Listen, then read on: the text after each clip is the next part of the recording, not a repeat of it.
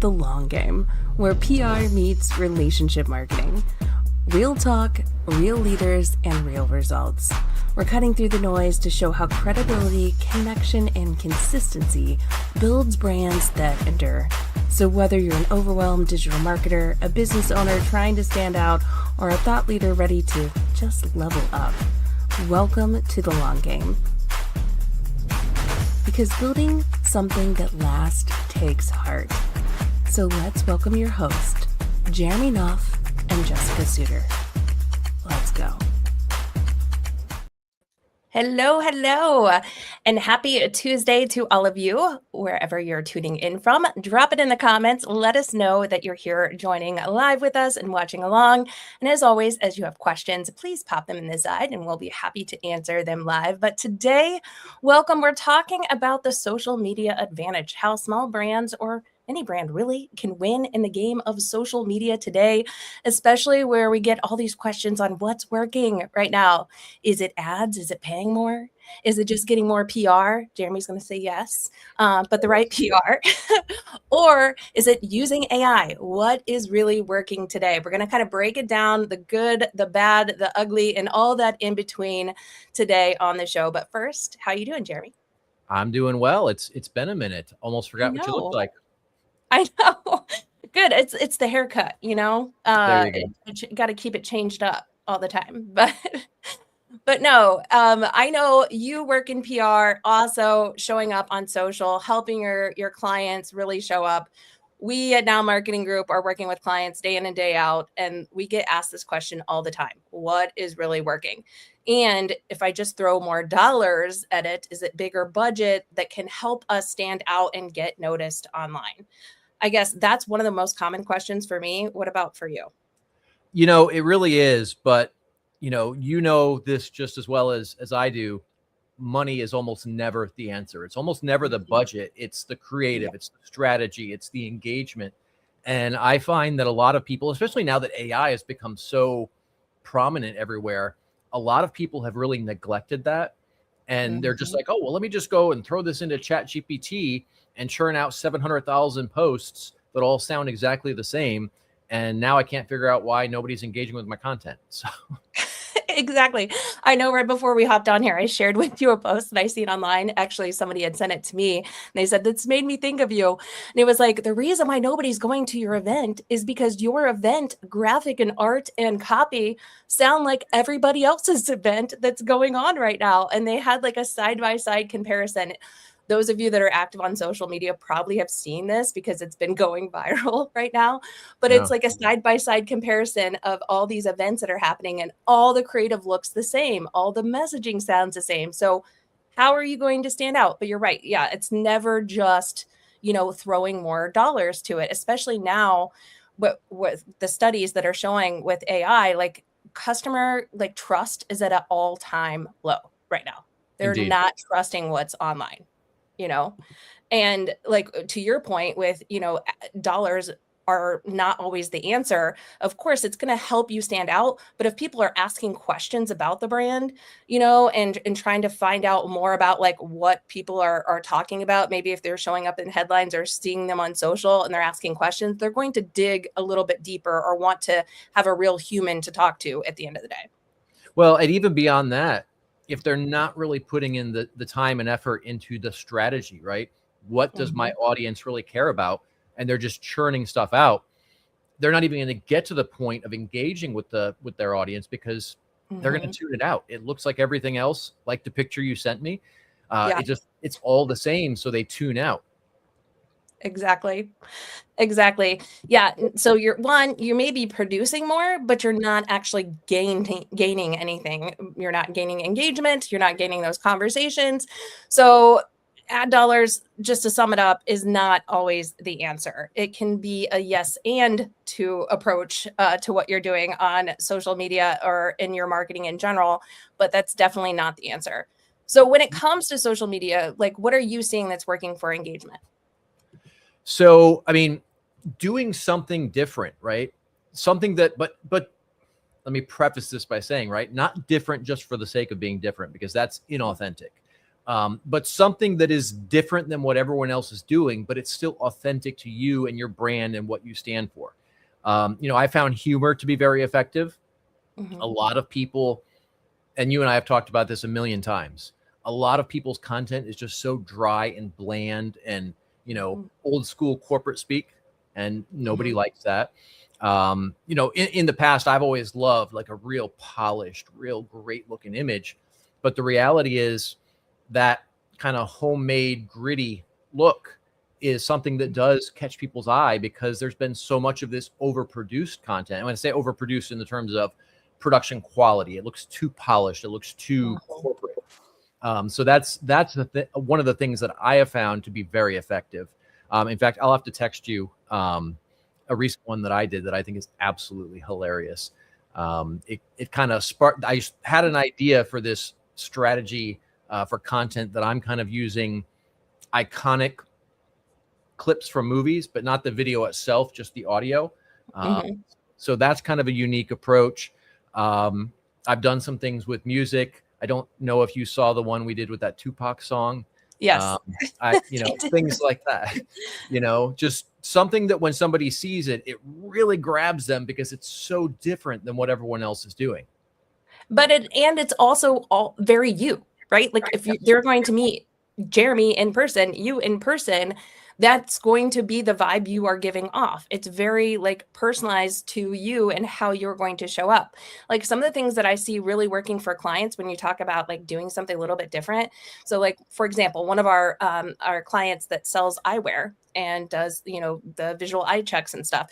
She's sharing pictures of her. She's a small family-owned business, right? And she's showing pictures of her young one, on the first day of school, or her going in and talking in the classroom about eye care and how it works, within the practice and things like that. And she's getting a ton of engagement on those kinds of posts, more than just the ad like, hey, come visit X eye center, that's out there, because it's making her more human. It's more relatable. I'm going to feel more comfortable bringing my kids there and going there. And I know she's approachable and more friendly, in a human face that I'm going to know, like, and trust. We all love that in marketing. But not only that, but then also potentially refer, because it's going to be memorable. It's going to stick out that I've seen that, I've engaged with it then. And now she's going to be more top of mind when I'm thinking about somebody else that's going to be wanting, eye care, for example. Absolutely. But there's a facet of this that I think deters a lot of people from going down that path. And I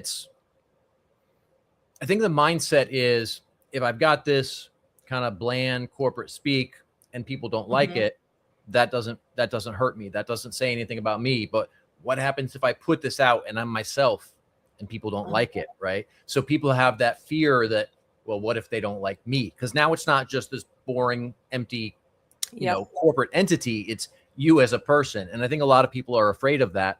But the reality is, the way I look at it, some people are not going to like you, and that's okay. But the people who do, they're going to be attracted to you, and it will actually kind of deter the people who aren't really your tribe. So you may initially get a smaller audience, but you're also getting rid of the people that you're never going to close anyway. And that's a good thing, because now you can focus all of your energy on the people who actually have the highest likelihood of closing. So it's a little bit of a scary step for a lot of people, but once you make that shift, it's a game changer. Exactly. Because you're just adding to the noise. And now even with like, I'm going to stick with Facebook for a second here, but with their algorithm changes, like the more that you get the engagement on the content that is working, which you're going to be more likely to get engagement with content that's unique, that stands out, that is communicating to people, then it's going to show up more often to other communities and like-minded individuals for you. It's not about like getting the most followers, right? Because then if you don't get engagement and you just have a ton of followers, you're not going to show up in the places where it's going to get you noticed in front of others that are going to really engage with your content too, to your point, Jeremy. Yeah. And the other side of that is, if you've got a ton of followers, and I see this a lot on X, a little bit less so on some of the other platforms, but I know you've seen this a million times. You go to an account and they've got like 1 million followers, and every single post has like 3 likes. Yeah. Right? Yep. And that it's not Mhm. just that there's not engagement and that it's not being seen by enough people. It's also the fact that if I, as a prospect, go there and I see you've got 1 million followers and you've got zero engagement, to me, that makes me question the legitimacy of that brand. And a lot of people don't really Exactly. think about that.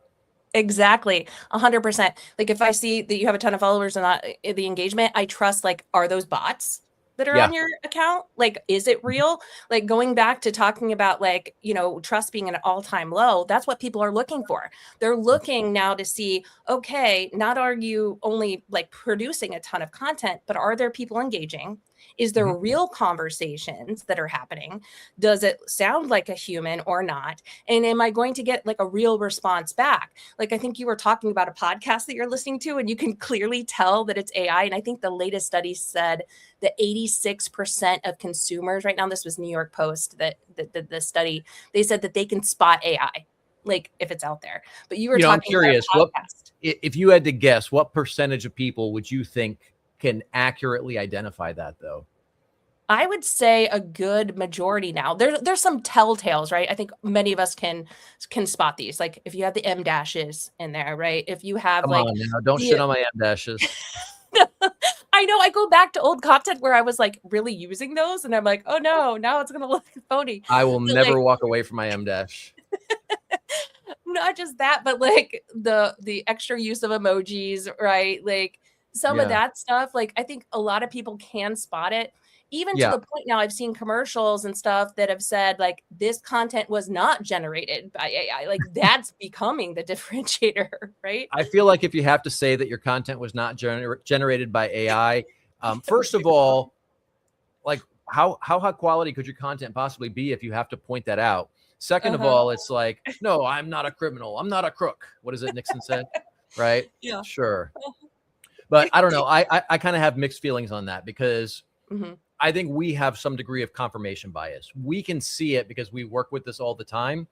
I don't know how many of the average person can actually tell Mhm. because I go to these posts and I can see the whole post was clearly written by AI. And there's just a ton of engagement, which to me is mind blowing. Most people who are using AI content don't tend to get a lot of engagement. Where I do see it being effective, as much as I hate to say it, is the rage bait that has proliferated social media. Yeah. Yeah, and there is a place for it, right? So I think all of us can agree, like most of us are using AI to an extent. Like I Mhm. think that it helps with efficiency, but it doesn't replace the humanity, right? So Yeah, it's like how much are you feeding it in first that is you and your original thought content and or creative, right? But when you're starting it and then using AI to kind of help you expedite or to get some extra creative out of it or more ideas out of it for sure.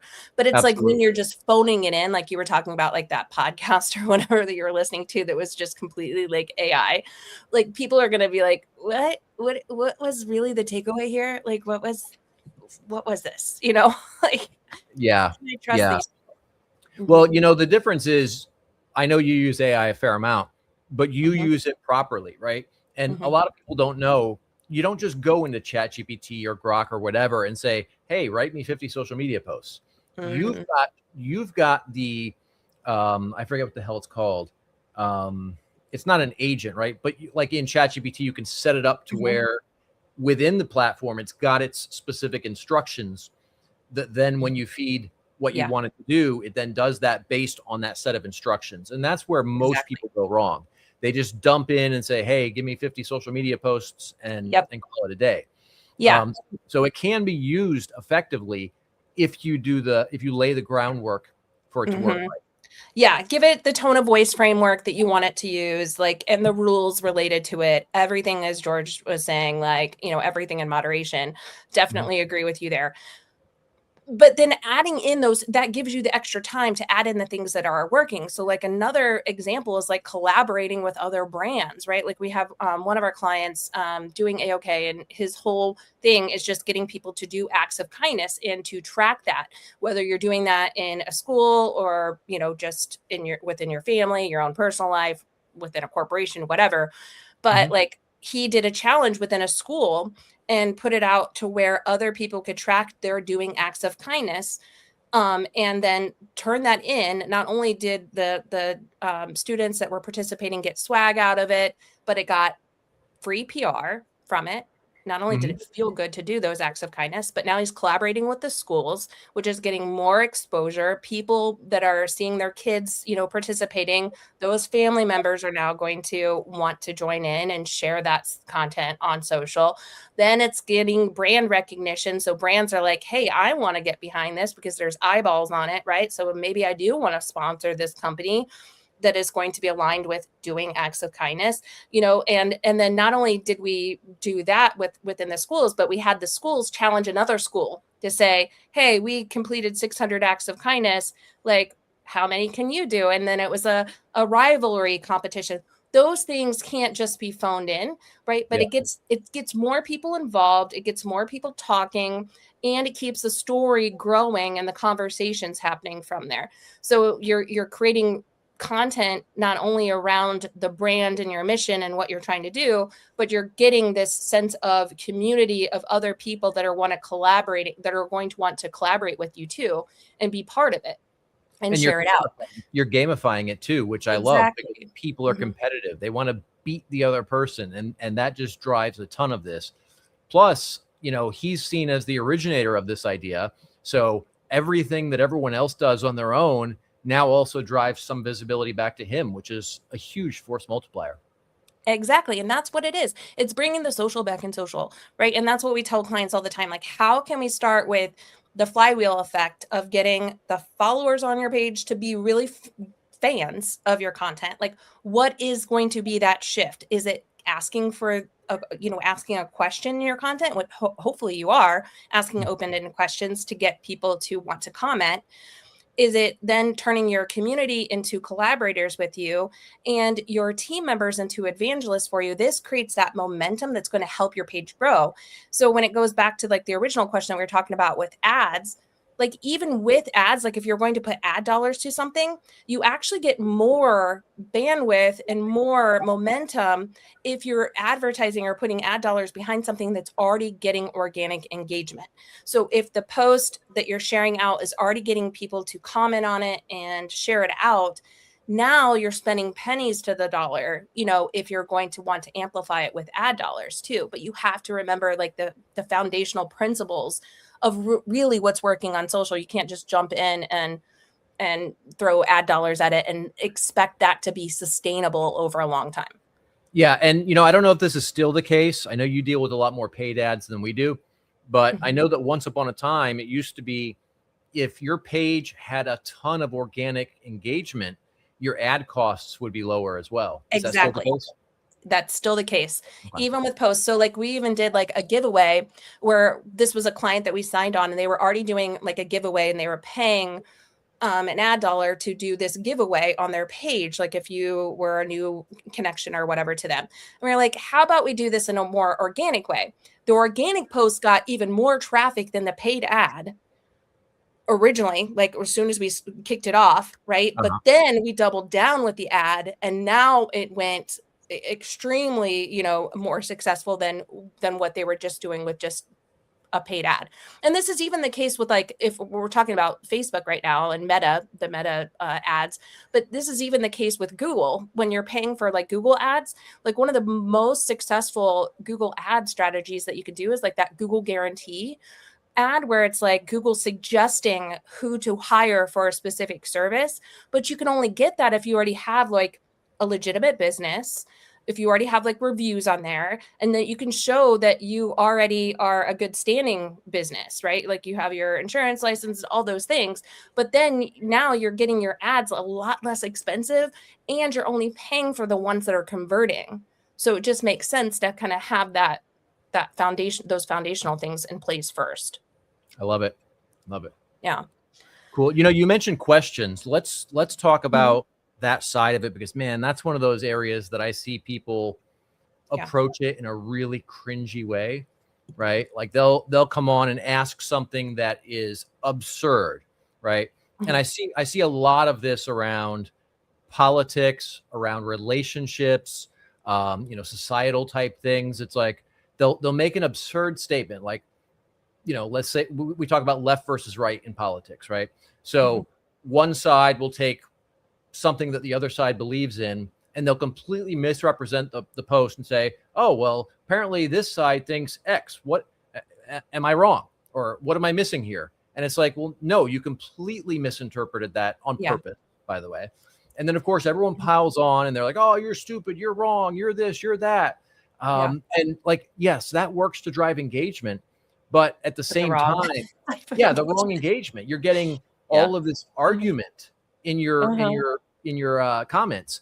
And from the politics side, maybe that works, but from the business side, somebody's Mhm. going to come there and see all of this hostility and venom, and they're like, man, Mhm. like, sure, they got a lot of engagement, but I don't want anything to do with that brand. Yeah.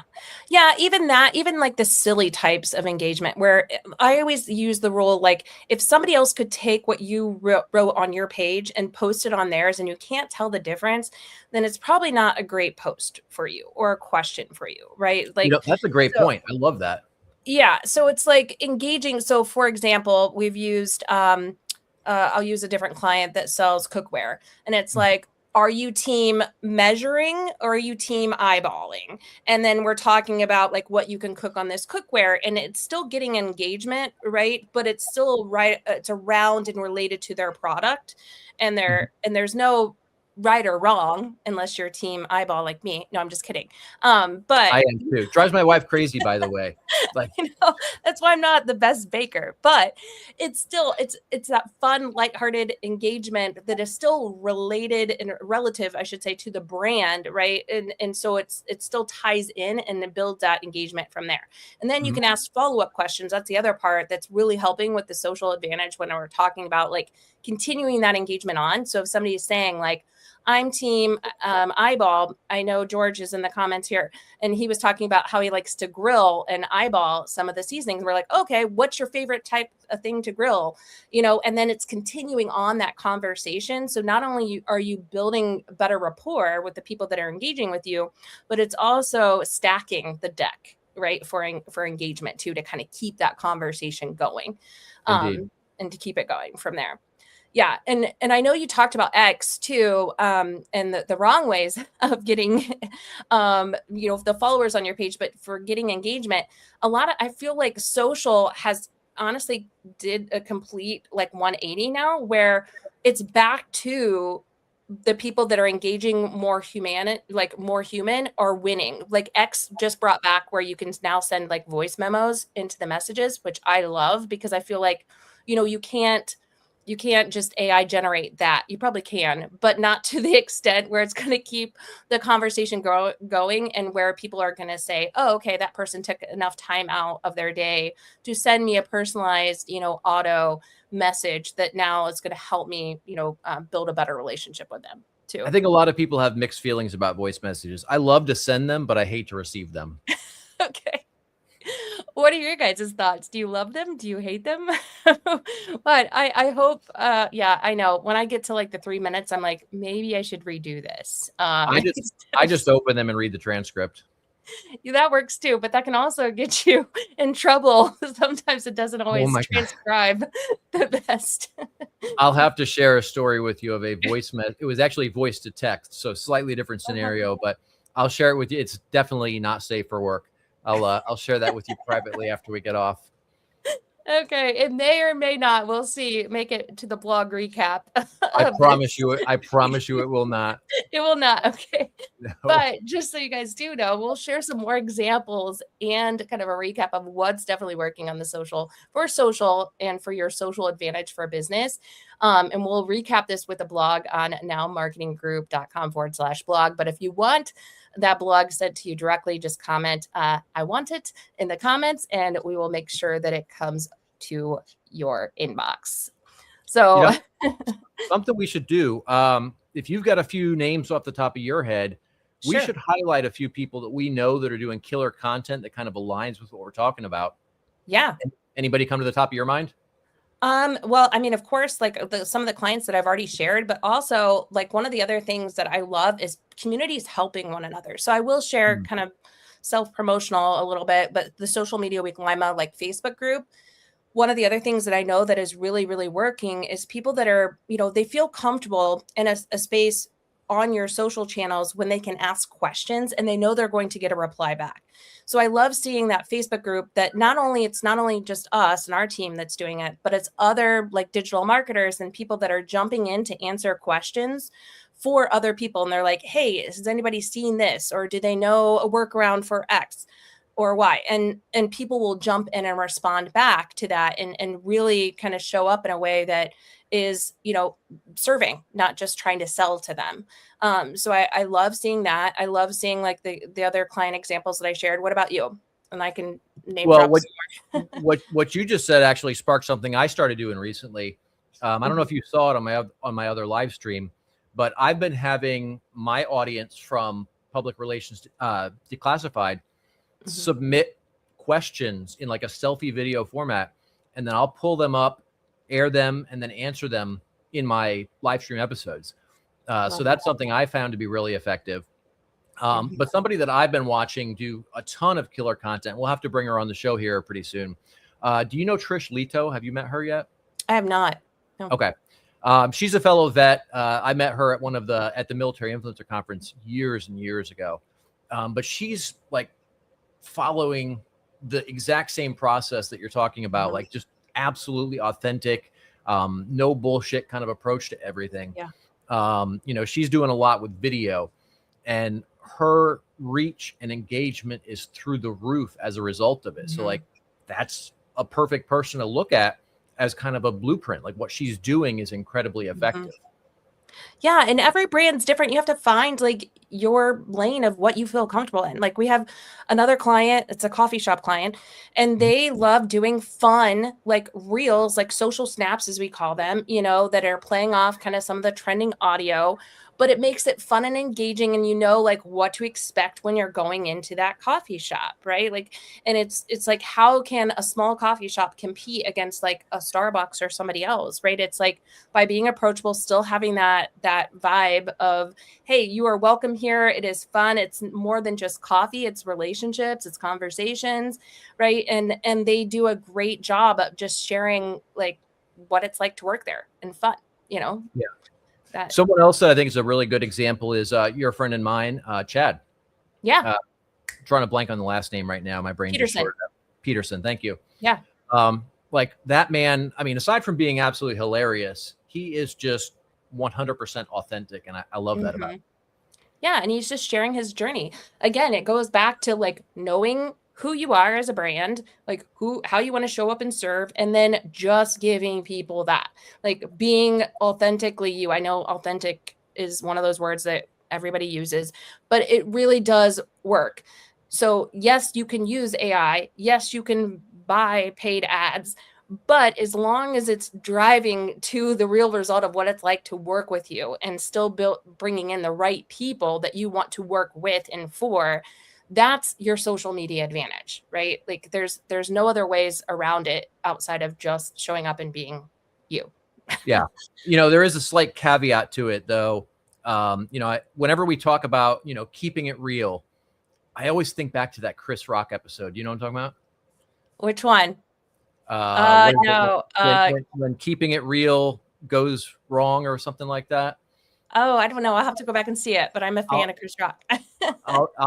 Was it? Yeah. No. Was it Chris Rock or no? Dave Chappelle. Okay. Yep. Yeah. Yeah. So, one of the mistakes I've seen people make is they try to go too far and, make that line just too sharp, and they just kind of end up being an asshole for no reason.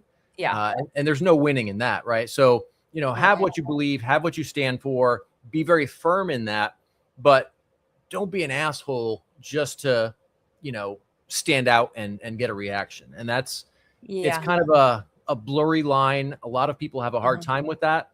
I think you can walk right up to the line. Like I'm literally right on the edge. But I do see a lot of people get that wrong. They're either way too far away or they jump calling them out, for people that have crossed that line. I've seen that. I won't use the person's name or share who it was, but they were posting about like ways of kind of cheating on when you go to restaurants and things like that. And they were, saying like, here's how you can go to Olive Garden and feed a family of 5. And they were talking about the free breadsticks and salad, or the breadstick salad, like just different things like that. And they were doing it to get the engagement, right? Like they knew exactly what they're doing. They're very smart when it comes to social media. They've written articles and things on it in a book. But they were crossing that line, and all it took, everybody was silent for a while because this was like a well-respected at the time person in social media. I like that at the until time. one person made the comment and called them out. Then it was like a permission for everyone else that had been holding it back to then say, you know what, I was thinking the same thing. Blah, blah, blah, blah. It can, change, like you said. Like you definitely don't want to be a jerk or do things just to try to engage bait, as they say, for that. Because let's not do that. You don't want to be that person at all. But Yeah. But yeah, we'll share our tips again and some other examples. Maybe some of Jeremy's text we'll see in the blog recap, but we'll be publishing that tomorrow. Until then, let us know what's working for you on social media and how you are standing out online. And join us back here next Tuesday at 3 p.m. Eastern Standard Time so you can win the long game in your business. Thanks, Jeremy. Thanks, everyone. Thanks, Jess. See you guys. Bye.